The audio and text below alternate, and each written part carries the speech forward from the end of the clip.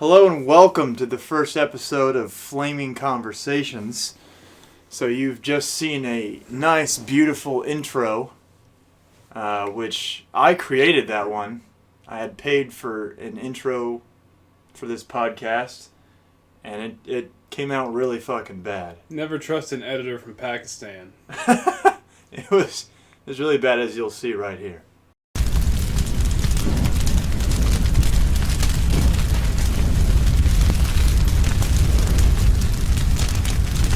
In comparison, I should just be an editor on Fiverr. I mean, if someone is charging that much money for that dog shit they sent you, then I mean they can't even get the spelling correct. So. Oh, it was fucking terrible. I waited a whole week for that. And by the time I got it, and I was so stoked to open it, and I opened it, and I looked at it, and I was like, what the fuck is that? This is what happens when you have two jobs. One, Fiverr. Two, terrorism. Those you can't put 100% focus on either one. Yeah. Terrorism comes first. Not only is your terrorism lacking, but your Fiverr edits are dog shit. Yeah. Terrorism's a full-time job. Alright. We're drinking fucking Rancho La Gloria. Can you hold my drink for a second? I already know there's going to be people calling us a bitch for drinking wine coolers. But you know what? This shit's delicious. What's wrong with wine coolers, you know? Oh yeah, look at that. This turned into an ASMR channel. Yeah, can you guys hear that? Ooh. Nice and juicy. No, these things are the shit. They're delicious. I don't like wine because wine is like... It tastes like piss. The last time we drank this together was the night of our father's death. And it actually has just been like the anniversary of it. So here we are again. Every year we're drinking. This is like my 240th night. Some would say I have a problem. I say I have a solution.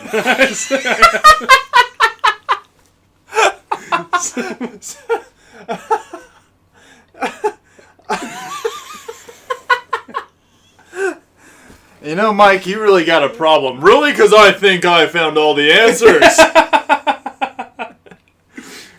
They're all at the bottom of this bottle. You know, really, I feel like, a lot of people act like drinking is such a horrible thing. And don't get me wrong, there's some bad alcoholics out there.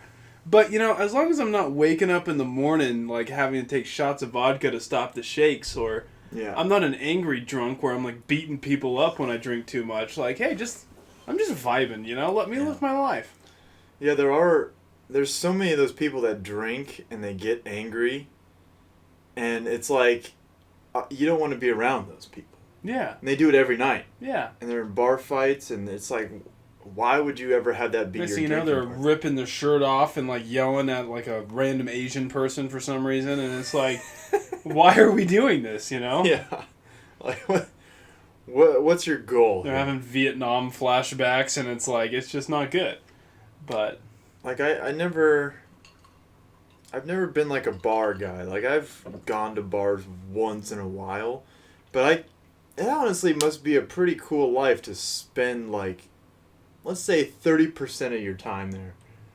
You just go in there and you're just like, everybody. You're getting drinks. You're getting fucked up. And you look around, you're smiling. You're like, you know what? Hey, I'll see you guys tomorrow. Running it back.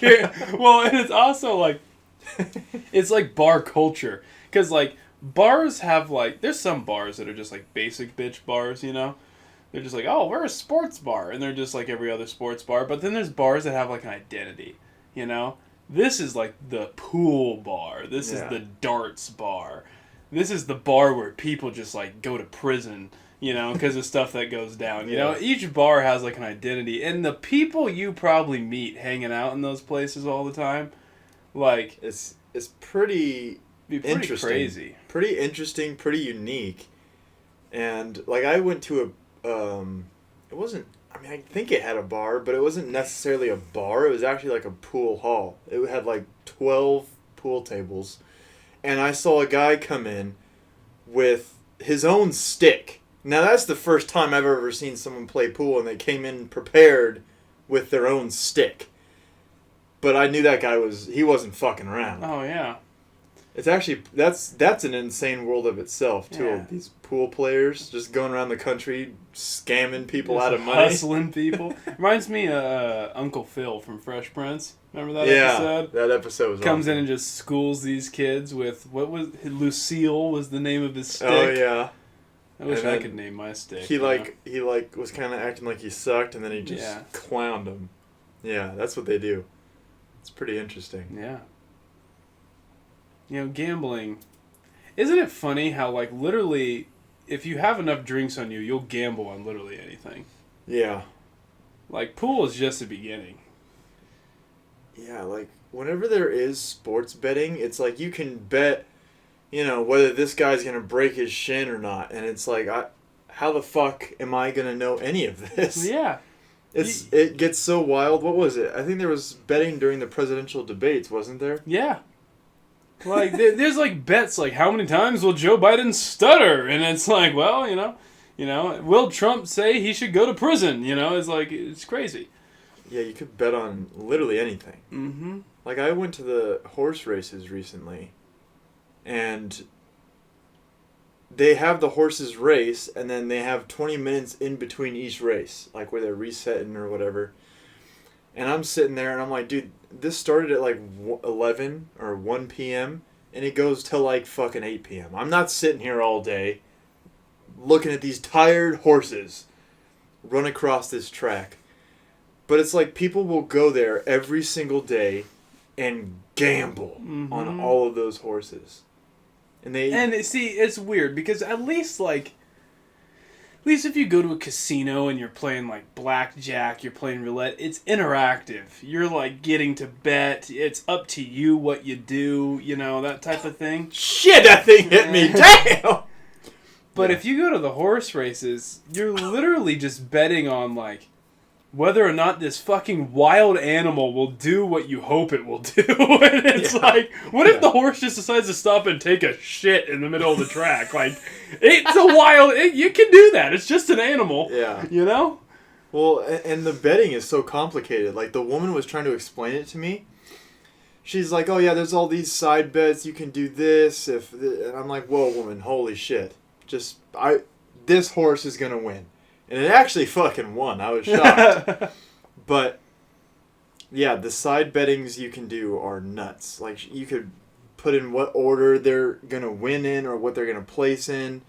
And it's like, yeah, I don't have time to be sitting here gambling, like, to that extent.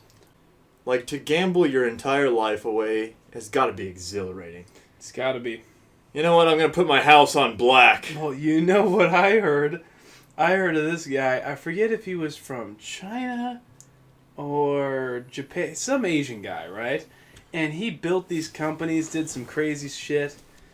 And he got to where he was worth like $200 million, right? Well, he was sick of running these businesses. He was like, this is taking all my time, my whole life. And he like vacationed in Vegas. And he decided, you know what?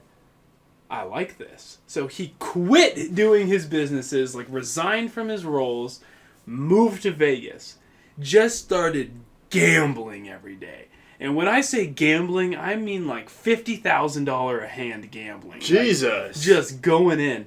Within 2 years, he lost his entire fortune. $200 million.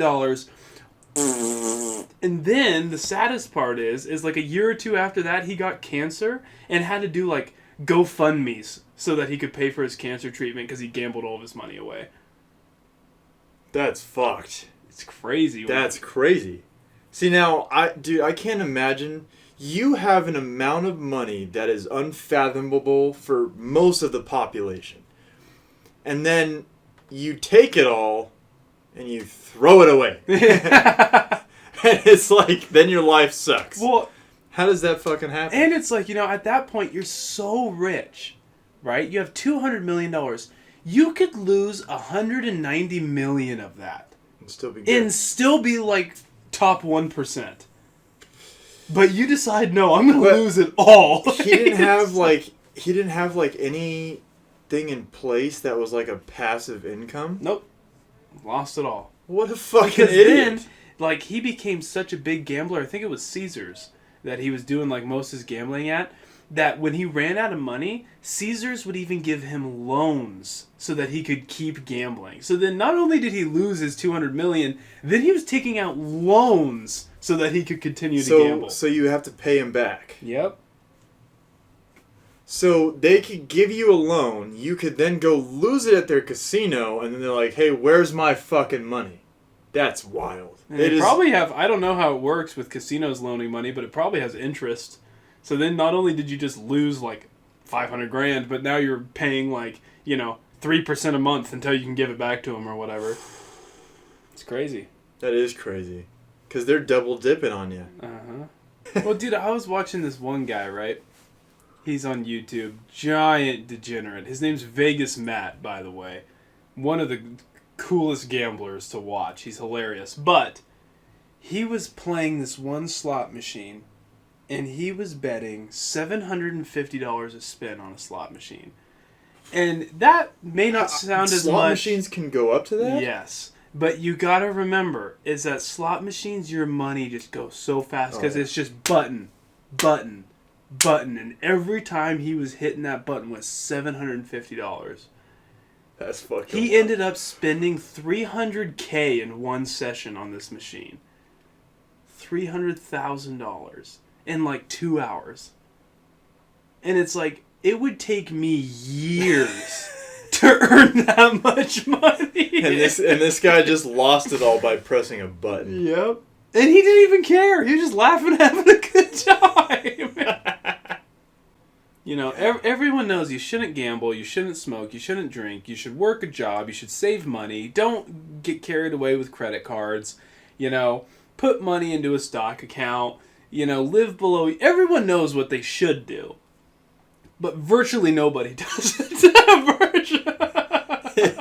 It's crazy because you look around at society and you're like, loser, loser, loser, loser, loser. Fuck! I don't know. Addiction is crazy because it's like, you hear these stories of kids, like, I wasn't one of these kids that you start smoking at like 8 years old and it's like, Jesus Christ! What the fuck, dude? Well, in that case, it's like, okay, where were your parents? Yeah. Where were your parents? Where was anybody? Because who gave you a cigarette at 7 and just let you keep smoking? And who kept supplying you with the cigarettes? Like, what was going on here? Like, I remember Dad smoked all the time. And I remember sometimes I would see his cigarette butts on the ground, like a little bit left, and I'm like, I should smoke this. But then I was like, I'm not going to smoke it, But how many kids just pick that up and they're like, fuck it, I'm going to light up right now. And then they ruin their entire life because they go down this addiction rabbit hole from a very early age. Like, that seems to happen. Like, if you smoke at, like, 12 years old... You're fucked. You're fucked, dude. You're going down all these other... You're hanging out with kids that are smoking. You're smoking with them. Next thing you know, you're watching porn. Next thing you know, you are porn. On an... And next thing you know, Save us, John. Next thing you know, you're 14 and you're on an island somewhere, and you see Bill Clinton come around the corner, and you don't know what the fuck's going on. So the message is if you're young, don't start smoking, or you're gonna end up around a bunch of fines. That seems to be the trend. Now, we do have to be careful. We didn't talk about this earlier, but this channel did get a first strike. So we gotta keep ourselves away from conspiracy. And, Thank God you said that, because I was just about to start talking about the CIA. Yeah. But is that even conspiracy at this point? I don't know. Because it makes sense. There are talk public about it. federal documents proving that the CIA is a dumpster fire. And so it's like, it's just talking about that a conspiracy? If We'll it's have proven? to talk about it in the sense of if you had an intelligence agency and their job was to gather information. But see, what's weird is, like, you think about the CIA's agency over the decades, right? They've done different things over the decades. I'm sure they started out as, like, a legit, we gotta protect our interests. We gotta protect people. Well, the didn't world. the CIA start out during like the Cold War as a way to collect intelligence from the Soviet Union? That's how it started, I'm pretty sure. It would make sense. You could fact check me on that, but I'm pretty sure that's why they started the CIA. This was is to also collect not intel from the Soviet Union. Yeah, this is not a factual show. So we're kind of just saying shit, and it's up to you to research it. But Don't believe everything that is said, because it could be wrong. Don't believe... yeah. It seems to be people on the left, because I feel like people on the right are a little more of the conspiracy theorist thing. Because they just generally don't trust the government. Yeah, they don't trust the government. And so, whenever the left is like, oh, conspiracy theory, it's like, okay, but that's because of these incidents in the past. Yeah. When you got the CIA wanting to go to war with Cuba for whatever fucking reason they had, and they're willing to instigate it themselves by hurting innocent people, it makes you kind of question everything else that they do. Well, yeah, and it's the same thing that people say, about everything they hear. Now, like, it's like Alex Jones, right? Now, the guy says some crazy shit sometimes. But he's been saying for like 15 years, like, they got an island where they take kids, and then there's these files that fly to the island, and it's all the rich people. And everyone was like, what the fuck are you talking about, bro? Yeah. Like, you're crazy. And then we find out he was right. Yeah. He was right about that. He was right about... He talks about Bohemian Grove, and he talks about how the elites get together in a forest and burn statues, and then he sneaks in there and gets camera footage of this groups of elites wearing, like, monk robes, with these weird ritualistic things going on, and they're, like, burning a sack of potatoes or something. I don't know what's going on. But it's like, he was right again. Yeah. And it's like, is it a conspiracy theory, or is it just 6 months away from being the truth? But it's strange that, what was that, like the 2000s he did that? Yeah. And the fact that Nixon had gone there, and there's that famous tape of him talking about Bohemian Grove and saying it was the faggiest thing he's ever seen, it's like, okay, this has been going on for decades, so this is like ingrained in their culture in Hollywood, that this is like top tier people are invited to this thing where we are going to worship this pile of sticks or whatever the fuck it is that they do there. But when you find out about the island and you find out about these rich famous people in power going to these weird cult like rituals, it really kind of shatters your reality, because I feel like, at least for me, and I don't know about the entire generation or whatever, it's all dependent on your family and what school you go to and everything. But I feel like we're brought up told, hey, America is the greatest country to ever live, which I believe it is. But then again, that's all based off the people that are in office and dictating everything, really. So when you are brought up from a young age saying, hey, this is the greatest country ever, and then you find out people within the government and the country are organizing these sick, disgusting, like... Well, here's what's so interesting about that is that it's just human nature, right? Because it happens all the time. Is that no matter how perfect we strive to have, some peaceful, amazing government, there's always going to be shady stuff going on. And it's like, look at the Roman Empire, right? Go back to that. At the time, if you lived in the Roman Empire, you lived in the greatest empire to ever exist. Like, you did. Like, they had aqueducts, they had ample food supplies for the most part, they were protected because, the Roman military was extremely powerful. Like, it was pretty good to live in the Roman Empire for a certain period of time. Now, unless you were, a slave in the Roman Empire, then that was pretty bad. But, like, even America had slaves, and Europe had slaves and stuff, too. And it's like, it was pretty great to live in the Roman Empire, well, until they started collapsing, and then wars broke out all over the place, and barbarians started attacking you from the north, from Germany, and, it's like, it's great until it isn't. Or it's also great until you have some crazy person get in power like Nero and start just, like, fucking everything up. Wait, who's Nero? Roman Emperor. Oh, okay. Yeah, I don't know him. You've never heard about Nero? No. He's, like, one of the more famous Roman emperors. Really? It goes like Caesar and then Nero. Really? Nero is extremely famous. I've never heard that, but He came shortly after Caesar.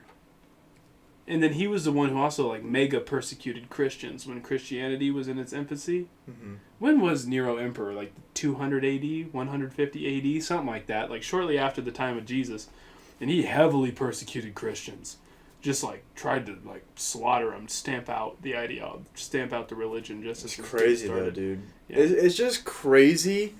You know, if you think about the population of the planet and the masses, if there are 9 billion people, or what is it, 7 that they I think think? we're at like 8 something now. Whatever billions amount of people are on the planet. It's like if you really sit down and think about it,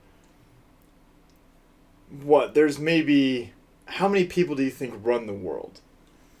Like Like genuinely. like obviously there's a couple people running everything, but if you're talking about countries and you're talking like, if we're saying how many people truly have, are we talking global? tens of thousands. Okay, right? are we talking global influence or Well, are we I don't know. talking That's what's tough. even because it's like the amount of people who have global influence are going to be a lot smaller than people who maybe have regional or Yeah. local influence. Because obviously, like, very local influence, it's like that's going to stack up quick. yeah, Like, if you talk about California in certain cities, it's like, okay, you got this group of people, but then when you talk about the whole state, the list is up to here. well, I'm not talking about even that so much as I mean like local, as in like if you go to, you know, I don't know, the Polynesian Islands, right?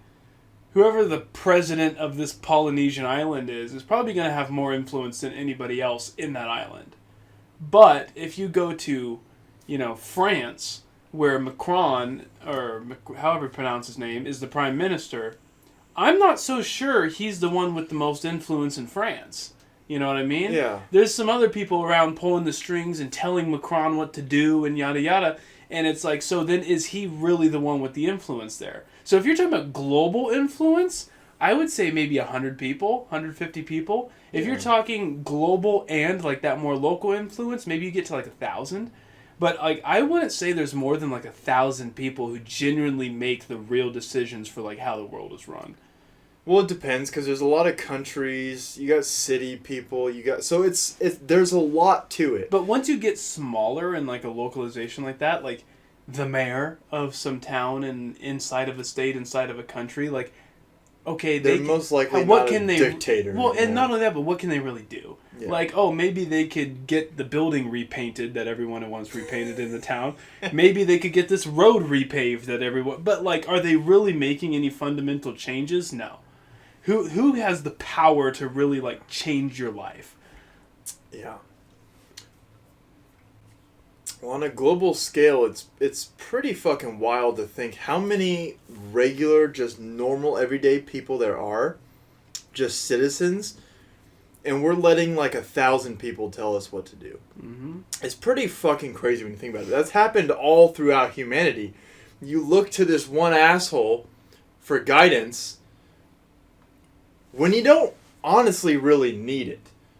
Like, it depends on the lifestyle, I guess, you want to live. If you want to go live off on your own somewhere and you were to do that, it's like you got this one asshole telling you how many potatoes you can grow a month. And it's like, why? Who are you? You know? It's like if we all rose up and said fuck you to every institution that's in place. But then again, it's like you need some kind of structure. So if you get rid of the structure, then you're kind of just aimlessly walking around. Or you know what I saw It's that weird. made me think about that today? I saw a video of a guy who was homesteading in Alaska, right? Mm-hmm. And when I say this guy was homesteading in Alaska, I mean he was out in the middle of fucking nowhere. Like, he was on some 500-acre property that the nearest neighbor he had was 70 miles in one direction. And, like, he was in the middle of nowhere. No people anywhere. Nature is virtually untouched. And he was fishing in, like, the bay by his homestead. And he caught one fish, went back to fishing, caught a second one, and he goes, oh, the limit by the government is only one a day on this type of fish. So I got to put this fish back. And I thought, who the fuck is gonna come stop you? You're in Yeah. the middle of nowhere, and someone is telling you how many fish you can catch. Like, I was like, come on now. Wait, so this dude's in the middle of nowhere. He's fishing. He catches a second fish and he says, "Fuck! I can't keep it. I gotta put." Well, after you catch the first fish, then what's the point of continuing to fish? Well, maybe you want more fish. Maybe you're trying to feed multiple people or something. But you catch the one fish and you're like, well, I can only have one of these. Because of who? Because someone in a government office in Washington, D.C. put a limit on it 6,000 miles away from you. But you know what? You know what's fucked up though is like, hey, you as the individual can only have this much fish, but these fishing boats can go slap nets out into the water and take as many fish as they please. It can pull up half a coral reef with them, and the reason that they can have as many fish as they want is because we're gonna make millions of dollars from them. That's why we don't give a shit. And that's what's crazy is they're prioritizing corporations over the people. Mm-hmm. Like, you know, when you think about how farming has changed, and I've listened to quite a few podcasts about this, about how, you know, all the pesticides they put to... Did What'd you see learn? that shit in New York? No, what happened? Because of this virus in the mosquitoes. Yes! They were driving trucks down the streets in New York City with things telling people, get inside, Yes. get off the streets. And they were just coating the streets in pesticides. Yeah. That's something China would do. That's fucking crazy. That's something that China was doing during the pandemic. And the fact that I've never known for that to happen in American... Dude, that's in American civilization. And it's like, especially with... You don't even give them a warning, though. Like, I saw the video. It's like, get the fuck out of the way. Yeah. You're just like... Yeah, you don't even send out a note. You're like, hey, guys, you know, if you want to get out of town for the day, we're going to spray it with chemicals. Kids are kicking balls on the street, and they're getting fucking lung cancer. And it's like, what the fuck is going on? I did see that. I thought that was crazy, especially but because... it wasn't even for COVID. Well, it was for some other shit going on, but especially with all the research now that has been coming out that shows how horrible the pesticides are that they spray. Now, I don't know if they're the same pesticides that they use for, like, fruits and veggies and shit, but the pesticides that they do use for, like, farming has been shown that they are horrible for us. And have cancer-causing, you know, shit. And look at Roundup getting sued for the weed killer and things like that. And so it's like, the fact that they're just driving down the street coating everyone's everything in these pesticides and just think, no big deal. Yeah. It's wild. That's the thing, is the government is so fucking irresponsible. Like, you know, you'll have a situation pop up and it's like, oh, we gotta do something, but... you gotta make sure you do the right thing. Because if you're just doing whatever comes to your fucking mind, like when Trump was saying drink bleach pretty much, right? If everyone just went to the store... He said, well, bleach kills shit, maybe he'll kill the stuff inside of you. Yeah. Which I think he had a point to that. Wasn't there some... whatever the fuck it was, dude. But anyway, the point is if Trump said drink bleach to kill coronavirus, and everyone went to the store and drank bleach, they'd all be fucking dead. But I you know, you got asbestos in ceilings. You got all these things that they use before they really understand the repercussions of it. Well, like they had lead in paint, you know. So you'd be getting a toy car for little Jimmy, and little does he know he's getting lead poisoning because he just put it in his mouth because he's 2, you know. Shit like that was going on all the time. But it comes to things like that. It's like, how do you make the call, you know? Because, like, think about the vaccine, It's tough, dude. Like, you had this virus, you know, people were freaking out about it. It was killing people. So people were losing their mind. They wanted a cure. Shit was shut down. You want to try and get shit open again. But you kind of have 2 options. I either release this vaccine that hasn't been tested, or I put it through all these clinical tests, do all the studies, even long-term patient studies and stuff, but we're not going to have a vaccine for 5 to 10 years. Yeah. Like, what option do you choose? It's not always an easy decision. And that's why it's like, you know, at the end of the day, sometimes you look at, like, whoever's in charge, the president or whatever, the governor of your state or whatever, and you're like, man, what a dumbass. He shouldn't have done that.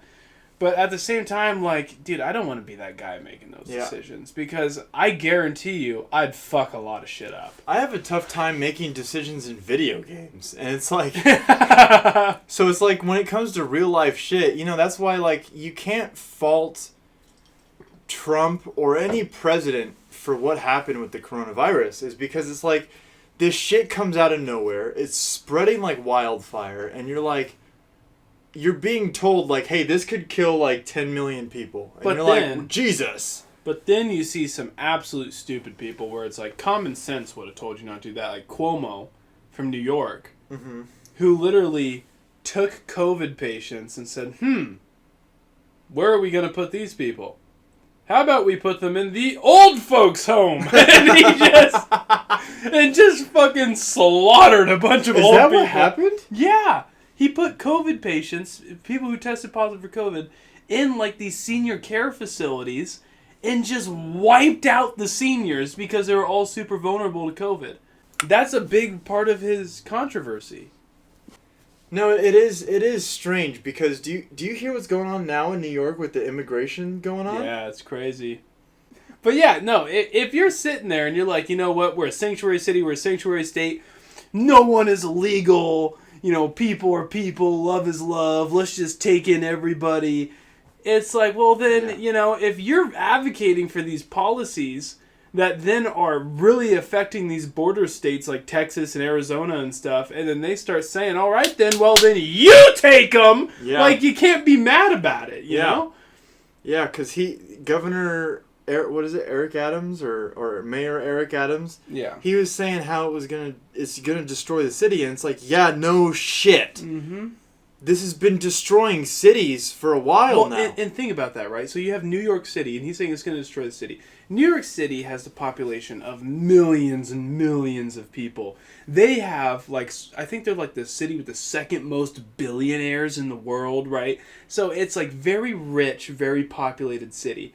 And they're saying that we can't handle this small amount of immigrants you're sending us. Meanwhile, 110,000. But meanwhile, they have border cities like El Paso and stuff in Texas that are getting flooded with tens of thousands of migrants like a month. And their population is like 200K. And it's like, and they ain't got billionaires around. And it's like, but you're saying they should just have to deal with it. Yeah. It's like, that's some hypocritical shit. Yes, it is. I was just going to say that. It's hypocritical for you to sit here on your, what would you call that? Your fucking social hierarchy high horse and act like you are the better person. And we're a sanctuary city. And then when it comes time to actually deal with the problem, you're like, God damn it, this is too much for us to handle. And it's like, that's what these cities I didn't realize they were Mexicans. I didn't realize. I just wanted the Europeans. Yeah, no, it's so dumb because it's like, you know, they say these things without really understanding the repercussions of it. Because they don't live next to the fucking border that this is happening at. No one's fleeing Canada right now. Like, although they might be soon. Yes, Canada, people may be fleeing Canada soon. But right now, it's mostly Mexico. And it's not all Mexicans. I'm sure there's a lot of people coming up from South America, coming from other countries that go to Mexico, and then they come up. Well, did you see those videos? The Chinese? Yeah, of lines of like hundreds and hundreds and that was just Chinese. That was during the balloon thing. Fuck did this Chinese guy, this single, by himself, 23-year-old Chinese man, how did you get to the United States border with Mexico? Yeah. How did you end up here? And it wasn't just one. It was a whole It was like line. Thousands. And so it's like, how did you get here? But that's what's strange about it, because that was happening when the balloon thing was going on. And then, this is what's really weird. Like, no one seems to ever be concerned about anything. Aliens are real, don't give a fuck. Chinese spy balloon, there it goes. And then you get to the Chinese police departments, and it's like no one seems to give a fuck. Dude, I forgot about that. Yes. See, that's the thing. It's not. Yes. That wasn't even the last thing. Then they had, I believe it came out that it may have been funded. Whatever it was. There was a lab in California that was like, what was it? I don't even remember now. But there was a lab that came out in California. It was an unregistered lab or something. And it was holding all of these vials of coronavirus and HIV and all this stuff. And it's like, what the... It was a Chinese-owned. And so it's like, when you have all this stuff going on with China, you got the balloon, the police department, supposedly spies. Well, yeah, you got this stuff going on. Not supposedly. Who was that person? Was it in Biden's administration? Oh, yeah, slept with the Chinese spy? Yeah, was fucking a Chinese spy.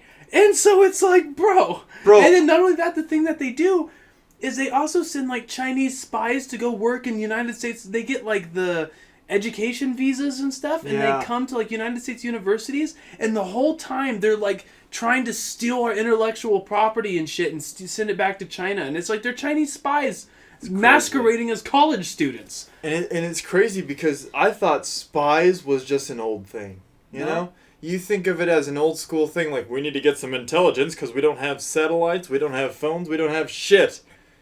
But now it's like, you think of it as this old school thing, and it's like, no, it still happens. And when you got all this video of all these Chinese people at the border, it's like, during all these other things coming out, it's like, that's very suspicious. That's not a coincidence. Yeah. Dude, there's no railroads being built. So, like... We didn't recruit you! So, I don't know what you're doing here. Yeah. I don't know. Alright, well, we could go on for hours about how our government's fucked, how all the other governments are fucked, and how... Whatever. You know what we're talking about. This is flaming honestly, at the end of the day, though, I'm optimistic. I don't know, dude. I don't know how you could be optimistic. I'm not. Because this...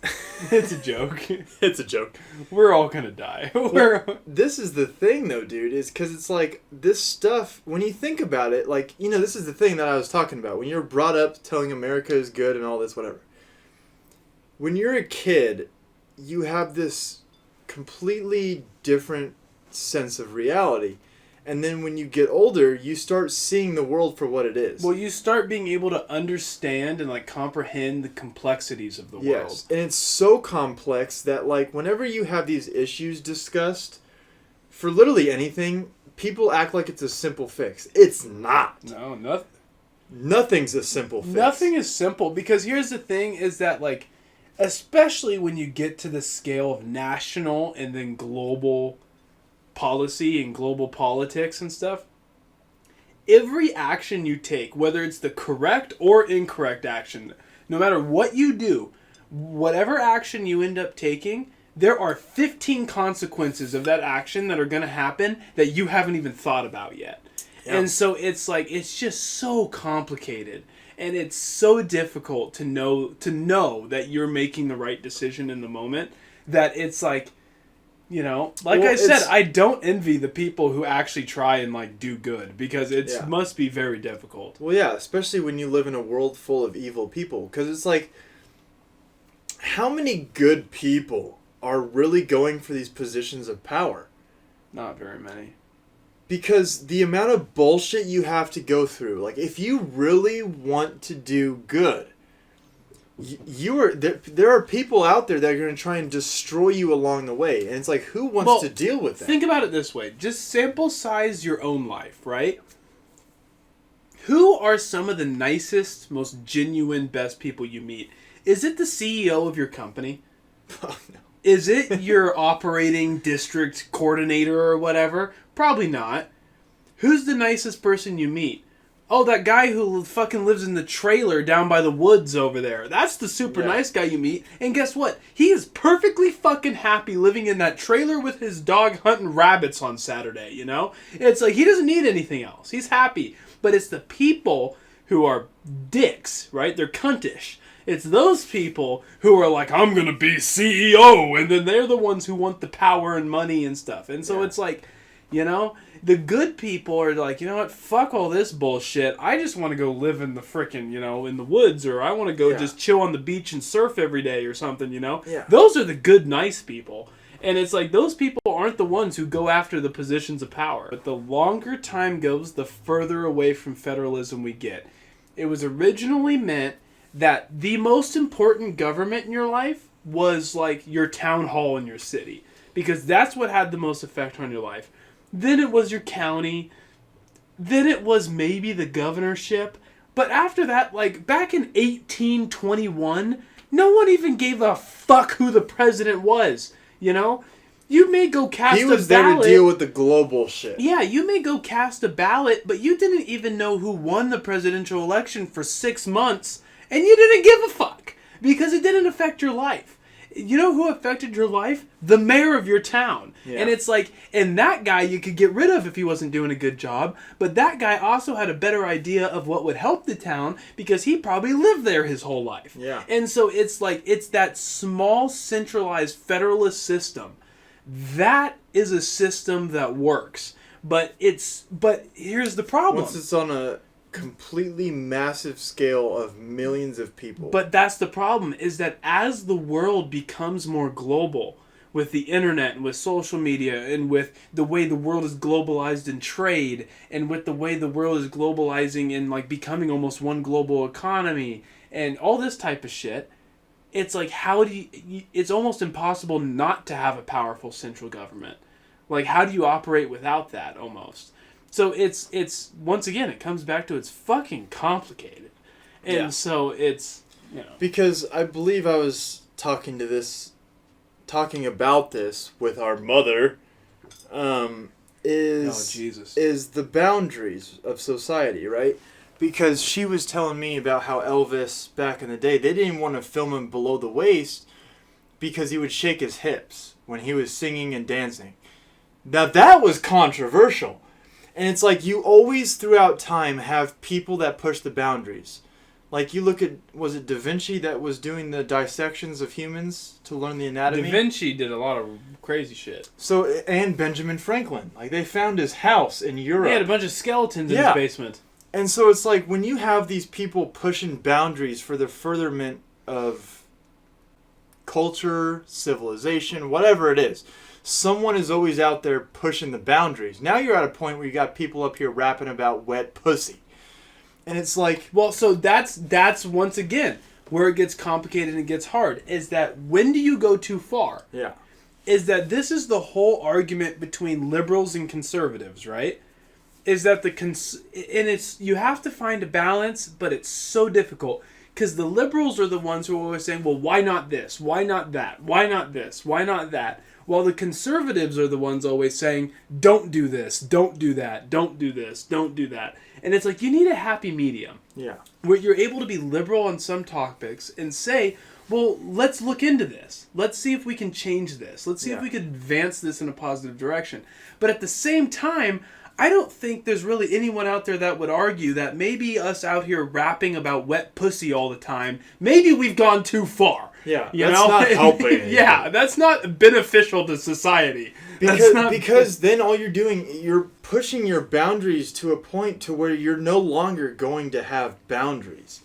And when you run out of boundaries, what happens? I don't know. But we're heading to that because it's like we got, wet ass pussy. We got robots coming up. It's like we're going to get to a point, we're transitioning people. We're transitioning kids. What the fuck is going on? And see, we're heading to a point where there is absolutely no boundaries. That's where it's hard. Where do you draw the line? Yeah. Because it's like, do you draw the line at, like, take the LGBT stuff, for example. Do you draw the line at all of it, get it out of society? Do you draw the line at the LG?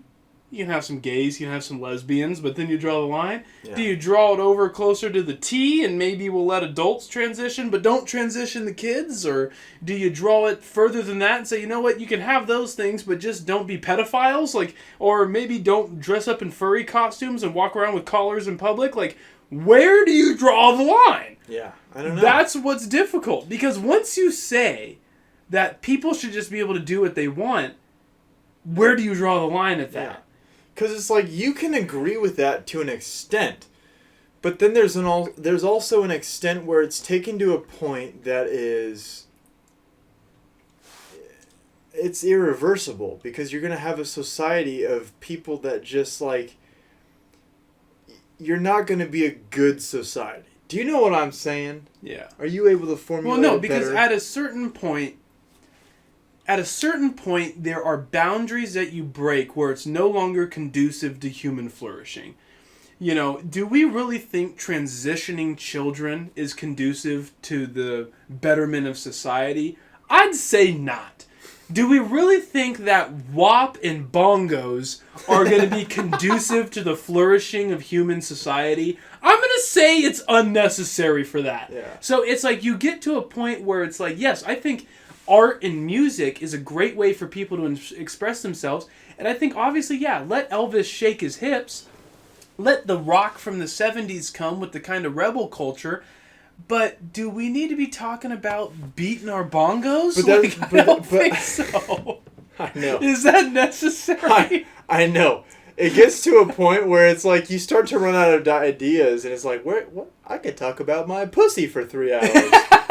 But it is weird, though, because, like, you know, if you think about Mom, our mother, right? You know, when you talk about people from that generation, you know, she's like, this WAP stuff is crazy. All this stuff going on. But then it's like, okay, but Mom, you got to look at it from your point of view. What do the people 20 years before you think of, like, Guns N' Roses? And think of AC/DC? Well, it was the same thing. So that's Same exactly thing. it. So every generation builds a new boundary. The music of my generation, right? So when I was 18... When was I 18? I was 18 in 2016. So that's when, like, Lil Uzi Vert and Travis Scott and 21 Savage, right? They all blew up, right? All those rappers. And what did those guys rap about most of the time? I got money, I got bitches, I got killing people in the street, drugs, you know, that type of stuff, right? Maybe a little more eloquently than that, but that was basically the gist of it. Yeah. And it's like, and our mother would listen to that and be like, this is garbage. Like, why are you guys listening? This is horrible. But yet, at the same time, when our mother grew up in the 1980s, and she was listening to Motley Crue and Guns N' Roses and Aerosmith and AC/DC, our grandmother, her mother, would look at her and say the same thing she's saying to me. So it's like, once again, it comes to like, well, how do you find the line? Well, because the line dissipates as you go through generations. Because what this generation finds more deemably acceptable, the next generation is going to push it further and be like, this is acceptable. Yeah. But you got people, right, who are like, well, why shouldn't I be able to talk about my wet-ass pussy? Why shouldn't I be able to talk about my fat ass, right? My argument is always, okay, you're a 16-year-old girl. There's a guy that likes you. He sends you a song, right? That reminds him of you. Would you rather him send you bongos? Talking about your fat ass and how he wants to clap your cheeks and, you know, do other things to you? Or would you rather have him send you a song like Baby It's Cold Outside, where he's like courting you and flirting with you? Or send you a song like Fly Me to the Moon? Or send you a song like, you know, baby, hold my hand. You know, shit like that. Yeah. It's like, which one would you rather have a guy that you're genuinely interested in that you like? Well, because there's the one where he's just like, let me beat your bongos, baby. Or the one where he's like, hey, let me treat you good, darling. Well, it's like after the 2010s, they're no longer love songs, they're lust songs. Oh, that's a fucking trademark, that phrase. That's a good one. They are literally, there are no more love songs. It is all about just fucking. And that's a solid point. You see all these, you know, and it's the generation thing where it just keeps going. And it's like you keep propelling yourself. Like we are in such a society, you know, and I'm guilty of it, and it honestly makes me think, like, it's so fucking horrible, though, because you get stuck in this circus wheel of lust and just dopamine addictions, and your brain is just hooked on it. Like, you know, back in the day, you had porn mags. But now you got porn videos, and you can look at them whenever you want. And it's like, that is so damaging. You know, you got people like Adam22 letting his wife get it fucked out here for money and views and whatever. And it's like, okay. But see, here's the thing about stuff like that, right? So everyone is clowning on Adam, right? For letting Lena get pounded by this big dick, yeah. right? And you look at it, and he's sitting there trying to be progressive, trying to say, you know what, that's what she wanted, it's a business decision, it was something that we talked about, and it's okay. He's trying to put on this extremely progressive mindset, right? But you know what reality always comes and just slaps you right in the fucking face is because when you listen to these podcasts, you watch these videos, you look in his eyes, He's and empty. You know it fucking grinds his gears. You know that late at night, when Lena's laying there sleeping next to him, he's looking at her going, I can't believe she got railed by that fat cock. And it bothers him. But he can't admit it because he's got to keep this progressive facade. So it's the same shit. Is that someone will get up here and say, yeah, Nicki Minaj or Cardi B or whoever, yeah, put on a thong, slap your fucking light ass around, you know, that's completely fine. But then at night they're sitting there going, where are the good guys at? Yeah. Where's the nice guy that's going to treat me right? Well, you fucking ruined him! You know? So it's like, you can't have it both ways. You know deep down that this shit ain't good. Yeah. And that's something that he's got to be thinking about, because it's like, in the beginning, it's like, what about that makes you happy as a couple? Like, they've been doing threesomes forever with, like, other women, but then you have the man. Now, even the women thing, though, it's still like, I mean, does that not fuck up this bitch's head? I don't know. It definitely does, because once again, it's a competition, right? So it breeds insecurity. Even if you're not worried about him, like, divorcing you to go be with this other woman, it breeds insecurity in your relationship. And insecurity leads to other problems. It leads to distrust. It leads to, well, is he telling me the truth when he says these things? It breeds problems. Yeah. And so it's just not good. But then it's also like, you do it to the point where I think this is where he's heading down. You do it to the point to where it doesn't even seem to faze you anymore. And that's like, then we'll... But that's even more dangerous. Yeah, so like, what's the point of the relationship? There's nothing... Well, there's no sentimental value into it. That is a very good point you brought up, because that becomes even more dangerous. When it becomes so normalized to the point where it doesn't bother you and you don't care anymore, well then what's the fucking next thing? When these polyamorous 3 ways, your man has an open relationship and fucks other bitches or whatever it is, when that becomes normalized, well, what's next? Because once that's normal, there's nothing spicy about it anymore. Yeah. So people will start finding the next thing. And it becomes even more crazy. Yeah. So, you know, next thing you know, you're out here, you know, and you're saying, well, why not fucking invite the freshman? You know? Why not have the dog join us, wipe some peanut butter on us, you know? Yeah, well, that's what makes sense about billionaires and stuff. When, you know, people gave Donald Trump a lot of shit for saying, you know, when you have that much money, you can grab women by the pussy. It's like, okay, you know, but it's true. Like, when you see it all the time with celebrities. When they have millions of dollars, they are flocked by women. Like, women just want to be with him because that lifestyle, the money, whatever it is. And it's like, you know, when you're at that status all the time, you can get whatever you want. Eventually, you're kind of like searching for the next thing to give you a thrill, which then leads you to Epstein's Island. I think part of that is power, too, though. Right? Yeah. Because these men, mostly men, who get to that point of success and get to that point of status, they didn't get there by accident. They got there because they craved the power. They craved the influence. They craved these things. But here's the thing. Those cravings, those passions, if channeled towards the good, it can be used for the positive. But if you let those run wild, then the problem is when you crave that power and that feeling of power and that feeling of control, that can lead into your sexual desires. And there is nothing that you can be more powerful and dominant and controlling over than a child.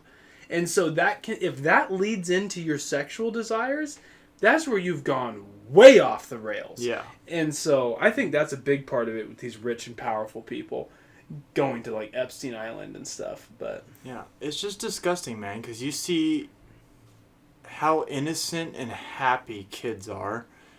And it's like to think that there's people out there that take that away from children. I'd hate to bring this up at the end of the podcast, but you know that movie The Sound of Freedom that came out? Yeah. Did you hear about, what's his name, Tim Ballard? No. The guy the movie's about, What? accusations against him. What? That he sexually assaulted a bunch of women. When? So he's the one who's going around freeing the kids. But there's all these accusations. Now, I'm not saying I believe them. I haven't looked into it. I haven't seen any evidence yet other than a couple like anonymous, testimonies or whatever. So I'm going to have to wait and see before I make a judgment. But the allegations at the moment are, there are, I think, 4 women, if I'm not mistaken. Once again, this isn't a factual fucking podcast. But 4 women, I believe, who have said that Oh, I'm fucked up. over time, while he was like hunting for these kids or trying to free these kids, not hunting them, he would come across these women who were involved that were supposed to be helping him, and they'd be putting on like a fake relationship to like get into these groups and get into these scenarios that they needed to, and he would start pressuring these women like, well, you need to kiss me because like how could this be believable if you don't you care about the kids? You should kiss me. And then he would be like, well, we need to sleep together to make this more authentic. We need to have sex. Do you want to free the kids? If you want to help these kids, you need to sleep with me. And he would like coerce these girls into like doing sexual acts with him with some of this stuff. Those are the accusations I heard. Whether they're true or not, I don't know. But I love that movie. I support the cause of helping the kids. Nothing pisses me off more than hurting children. And I listen to podcasts with him, and he sounds like a genuine good guy who just wants to help children. But I swear to God, if it comes out that this stuff is true, that he did this, I can't fucking trust anybody anymore. I know. I know, and that's the thing. Like, you got this Russell Brand stuff coming out, and it's like, he's the one guy with all these accusations against him that I'm like, from the beginning, I'm like, I could see it. I could see that being a possibility because of how promiscuous and how open he was about it. Obviously, you wouldn't be like, yeah, I raped this girl the other night. And it's like, you're not doing that, but you're very open about your sexual life. And it's like, I don't know, man. See, this is the thing, though, is you demonize people based off allegations before you even know if it's true or not. And that's a problem. Well, and see, that's the thing, is that what happened to innocent until proven guilty? But it's so hard. It's so hard. When it comes to sexual crimes. Because it's like, you could say, oh, he stole this lady's purse. And everyone would be like, bullshit, show me evidence. You could say, oh, he robbed a liquor store. And you'd say, where's the camera footage, bitch? Like, I want to see it. But the second you say he raped this girl, or he touched this child, or he, something like that, your life is like instantly changed. Yeah, it's destroyed. There is no waiting for the evidence. There is no, is he convicted in a trial? There's none of that shit. It's just instantly your life is over. Yeah. And so it's like, it's a hard, because once again, it's a double-edged sword, right? Because those crimes, crimes against kids, rape, those are extremely serious, very serious crimes that should carry, as far as I'm concerned, the punishment of death if you actually did those things. Like, you should just not be in society anymore. But at the same time, it's like, bro, you gotta be careful. Like, you never know. People are crazy. How many times have guys gone to prison because their ex-girlfriend accused them of rape when they didn't rape them? Yeah. Like, that happens all the time. There are a lot of people falsely imprisoned because of rape allegations. And it's like, so that's what makes me skeptical about rape allegations is like, okay, well, let's just fucking hold on before we start demonizing this person because we don't know. Like, all these issues are so complex. And we're sitting here today on Flaming Conversations to get to the bottom of it. Okay, we're going to figure this shit out. Honestly, I think we've just complicated things probably more than anything else. We did. But here's the thing. If you agree with us, or, you know, I don't even know if we have anything to agree with because we just kind of said, like, kind of ramble. You need to find a middle ground a lot. You know, it's kind of what we just said. Well, if you agree with us, or if you're just like-minded, you just think the world has gone to shit and you don't know what to do about it, fucking join us, you know? Yeah, subscribe. This is pretty much what it's going to be every time, is us talking about, you know, how the government wants to fuck everybody in the ass, and how society's going downhill to where we're going to have robots leading us, or we're going to have a nuclear war. This is a very unoptimistic podcast, is what we're trying to say. We are here to bring you down a level on the reality. I just want to end it by saying that I still believe that there are more good people in the world than bad. Yeah, but the bad people rule us, so we're probably all fucked anyways. Yeah. Thanks for watching. 'Cause you had a bad day, you take it one down, you sing a sad song just to turn it around. Bill Clinton will come around the corner with a cigar, and you don't know what he's going to do with that thing. So you don't smoke. Is he introducing you to it, or is he introducing it into you? Yeah, you don't know what Bill... You know, I would actually... This is the goal of this podcast now. Flaming Conversations. I want to have a cigar conversation with Bill Clinton. You can take that in whatever way you want to take that, but